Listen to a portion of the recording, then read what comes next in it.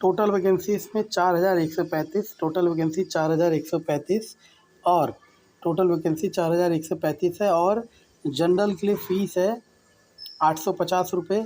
General में चाहे ladies हो चाहे जेंट्स हो, डजेंट मैटर। और SC ST PWD बाकी कैटेगरी के लिए फ़ीस है 175 रुपये। ठीक है ना। तो मैंने क्या बताया, 4135 आपके पास टोटल वैकेंसी है।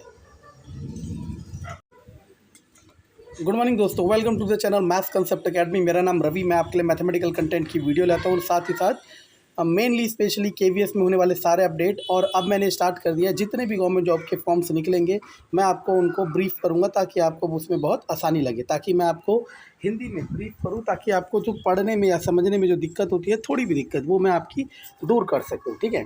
तो जैसे कि आप सबको पता है, IBPS एक बोर्ड है जो पेपर कराता है बैंकिंग के लिए। वो क्लर्क, PO और SO स्पेशलिस्ट ऑफिसर, इन सब के लिए कराता है। तो अभी इन्होंने फॉर्म निकाला है जिसका नाम है, वो है, आपको दिख रहा होगा, CRP POMT 11। ओके। एक्चुअल में क्या होता है, ये पूरा फिक्स होता है पहले से कि हर साल इतनी वैकेंसीज फिल करनी है। ठीक है ना। तो अगर आप ढंग से देखो तो यहाँ पे लिखा हुआ है, देखो क्या, ये ब्लैक में देखो, यहाँ पे देखो दिख रहा होगा, डिपेंडिंग ऑन द, ये बोल्ड में जो दिख रहा है, देखो ये रहा depending on the final vacancy to be filled during financial year 2022-23 में जितनी वैकेंसी फिल करनी है उसके लिए इन्होंने फॉर्म निकाला है। इससे आपको लेना देना कुछ नहीं है। सबसे पहली बात, आपके पास बहुत बड़ा मौका आने वाला है वैकेंसीज़ का, जिसने भी ग्रेजुएशन कर रखी है उसके लिए। ठीक है ना। चलो, तो मैं आपको सिंप्लीफाई कर देता हूँ। सबसे पहले तो ये देख लो कि इस वैकेंसी में कौन कौन से, अच्छा सबसे पहले जो भी मोबाइल में इस नोटिफिकेशन को, जिस वीडियो को देख रहा है, वो मोबाइल को रोटेट मोड पे जाके देखे, क्योंकि मैं चाह रहा हूँ कि मैंने रोटेट मोड में बना रखी है, रोटेट मोड ऑन करने के बाद देखे। ठीक है ना। इसके बाद पार्टिसिपेशन बैंक कौन कौन से है इस पर, एक तो बैंक ऑफ बड़ौदा है, बैंक ऑफ इंडिया है, bank of Maharashtra, bank of Canara, CBI central bank of India, Indian bank, overseas bank, ये सारे बैंक हैं जो इसमें पार्टिसिपेट कर रहे हैं। ठीक है ना। तो देखो, इससे कोई फ़र्क नहीं पड़ता, एक कम भी होता है और एक ज़्यादा भी होता है, इससे आपको कोई फ़र्क नहीं पड़ता। ठीक है ना। आपका काम है एक जॉब सिक्योर करना, बस, दैट्स इट। अब यहाँ सबसे इम्पोर्टेंट चीज़ है वो देखते हैं। सबसे इम्पोर्टेंट चीज़ है कि इसका रजिस्ट्रेशन या जो फॉर्म फिलिंग है वो कब स्टार्ट होगा, 20 अक्टूबर 2021। 20 अक्टूबर 2021 से फॉर्म फिलिंग स्टार्ट होगी और फॉर्म फिलिंग एंड होगी 10 नवंबर 2021। यहाँ मेंशन कर रखा है 20 अक्टूबर 2021 से 10 नवंबर 2021, कॉपी में लिख लेना।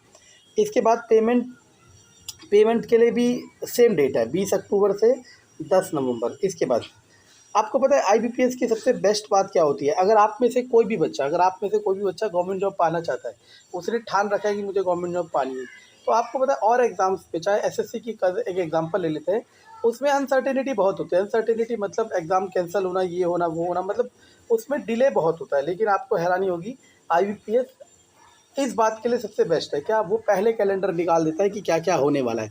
तो ये पूरा कैलेंडर निकाल दिया है, तो इसे मैं डिक्टेट कर देता हूँ। उन्होंने कहा कि प्री एग्ज़ाम ट्रेनिंग नवंबर 2021 में होगी। ठीक है ना। और प्री एग्ज़ाम ट्रेनिंग वही सब बता रहा है। ठीक है ना। ओके। सबसे ज़रूरी जो आपके लिए, ऑनलाइन एग्जामिनेशन प्री, आपको पता होना चाहिए। IBPS जो नया है उसको बता देता हूँ। IBPS में 2 एग्ज़ाम होते हैं, प्री और मेंस। प्री एग्ज़ाम के लिए आपका अलग सिलेबस होता है, मेंस के लिए अलग होता है। ठीक है ना। अभी हम डिस्कस करेंगे क्या। तो प्री एग्ज़ाम का जो डेट है वो 4 दिसंबर से 11 दिसंबर के बीच में टेंटेटिव लिखा है। टेंटेटिव का मतलब है मैक्सिमम चांस है कि यही हो। अब टेंटेटिव वर्ड पता है क्यों ऐड किया इन्होंने? टेंटेटिव वर्ड इन्होंने इसलिए ऐड किया मेरे प्यारे बच्चों, क्योंकि कोविड सिचुएशन किसी को नहीं पता कि किस तरफ मोड़ लेगी, इसलिए इन्होंने क्या ऐड कर दिया, टेंटेटिव ऐड कर दिया। ठीक है। लेकिन होगा इसकी राउंड। ठीक है, चलो हटाओ। जो प्री में क्वालिफाई होगा उसका मेंस होगा, और मेंस कब होगा, जनवरी 2022। और देखो यहाँ पे क्या लिखा हुआ है, इंटरव्यू कब कंडक्ट होगा ये भी लिखा है, और प्रोविजनल अलॉटमेंट 2022, मतलब ये सुनहरा अवसर है। अब देखो क्या चल रहा है, अक्टूबर चल रहा है, नवंबर, दिसंबर, जनवरी, फरवरी, मार्च, अप्रैल, 6 महीने गिन के, with in 6 month you will get a government job, अगर आप चाहते हो तो। जो भी बच्चा ग्रेजुएशन पास कर रखा है और वो 20 से 30 साल के बीच का है, एज लिमिट है 20 से 30, उसके लिए शानदार मौका होता है IBPS। और ये बात अभी आपको नहीं समझ आएगी, जब आप इस एज से बाहर निकल जाओगे तब समझ आएगी। ठीक है ना। अब कई बच्चे मुझसे ये पूछने लगते हैं कि सर प्री एग्जामिनेशन ट्रेनिंग क्या होती है। अरे कई बच्चे क्या चाहते हैं कि वो ट्रेनिंग चाहते हैं एग्ज़ाम से पहले, ठीक है ना, उनके लिए कराया जाता है क्योंकि गवर्नमेंट हर तरह के प्रोविज़न रखती है, ठीक है ना। लेकिन ये अलग चीज़ है, इसके लिए अलग वीडियो बनाएंगे। एलिजिबिलिटी क्राइटेरिया, पहली बात तो नेशनलिटी देखने की जरूरत नहीं है, सारे इंडियंस ही देख रहे हो। और इंडियंस नहीं देख रहे हो तो नेपाल वाला भी चलेगा, भूटान वाला भी चलेगा, वगैरह वगैरह। लेकिन सभी जो भी इस वीडियो को देख रहा है वो तो सारे इन नेशनैलिटी में तो एलिजिबल है, ठीक है ना। अब एज की बात मैंने बता दी थी, मिनिमम एज है 20 साल और मैक्सिमम एज है 30 साल। मिनिमम एज है 20 साल और मैक्सिमम एज है 30 साल। रिलैक्सेशन अपनी जगह है ही, किसके, SC ST का रिलैक्सेशन 5 साल का है, OBC का 3 साल का है, और डिसेबिलिटी वालों का 10 साल का है, और एक्स सर्विसमैन का 5 साल का है, ठीक है ना। ये सब है। अच्छा, 1984 के दंगे में जो हुए थे उनको भी 5 साल का रिलैक्सेशन, मतलब उनके परिवार में किसी को भी हुआ हो, दादा पापा किसी को, उनको 5 साल का रिलैक्सेशन है।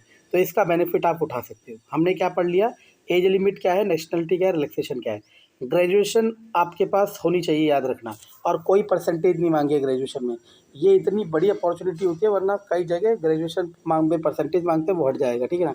देखो एजुकेशनल क्वालिफिकेशन में लिखा हुआ है कि बस ग्रेजुएशन पास होना चाहिए, पास, खत्म, ठीक है।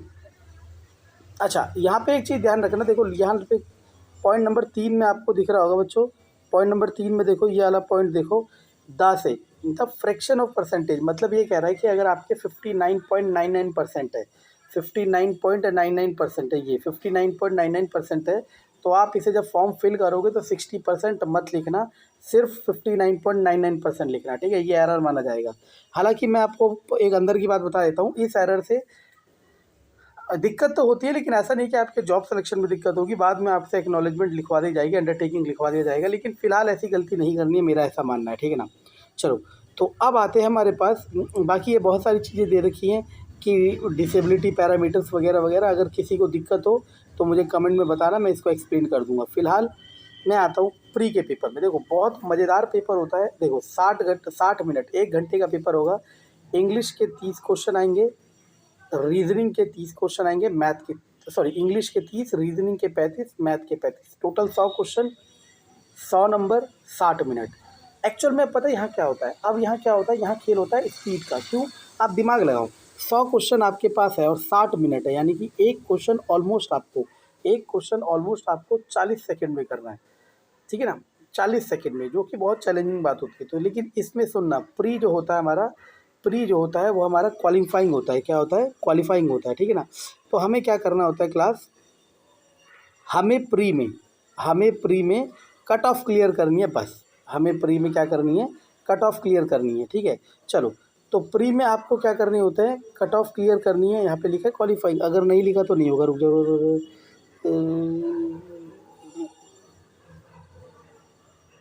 आगे। तो प्री में आपको बस क्वालिफाई करना है, ठीक है। इसके बाद आपका पेपर क्या होगा, मेंस का होगा।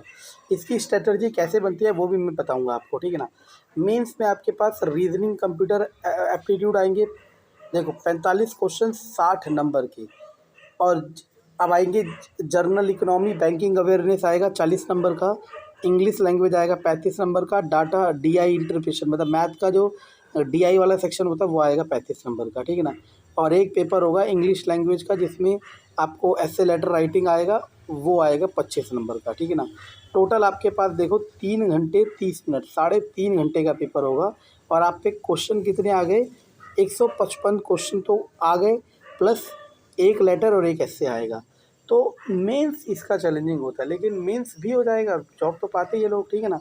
तो आपको सबसे पहले क्या करना है, प्री क्वालिफाइंग करना, और उसके साथ साथ पैरेलली आपको मेंस के लिए तैयारी करनी है। आप देखो मेंस के लिए क्या करता है तैयारी, सबसे पहले जर्नल इकोनॉमी और बैंकिंग अवेयरनेस को तैयार करना शुरू कर दो, और इंग्लिश लैंग्वेज को, वो एक अलग चीज़ है। तो अभी हम क्या कर रहे हैं, फॉर्म को डिस्कस कर रहे हैं कि फॉर्म कैसे हमें सॉल्व करना, मतलब फॉर्म क्या बता रहे हैं। तो बस यही हमारी चीज़ है। तो हमने क्या देखा, सबसे पहली बात मैं ब्रीफ कर देता हूँ जो लास्ट में आया है। पहली चीज़ कि आपको फॉर्म निकल गया है, ठीक है ना। पहली चीज़ कि आपको फॉर्म निकल गया है, और फॉर्म निकलने पे सुनते रहना, पहली चीज़ आपके पास फॉर्म निकल गया है, और फॉर्म निकलने में आपके पास 20 अक्टूबर से 10 नवंबर तक डेट है, और एज लिमिट है 20 से 30 साल की, ठीक है। और ग्रेजुएशन पास होना चाहिए। पहला पेपर प्री होगा, फिर पेपर मेंस होगा, और अप्रैल 2022 तक आपको इसमें क्या मिल जाएगी, जॉब मिल जाएगी। अप्रैल 2022 में आपको इस तक जॉब मिल जाएगी और ये इसका कैलेंडर है। और मैं अगर आपने ग्रेजुएशन कर रखी है तो आपके पास बहुत खूबसूरत मौका है एक जॉब पाने का। ठीक है, थैंक यू।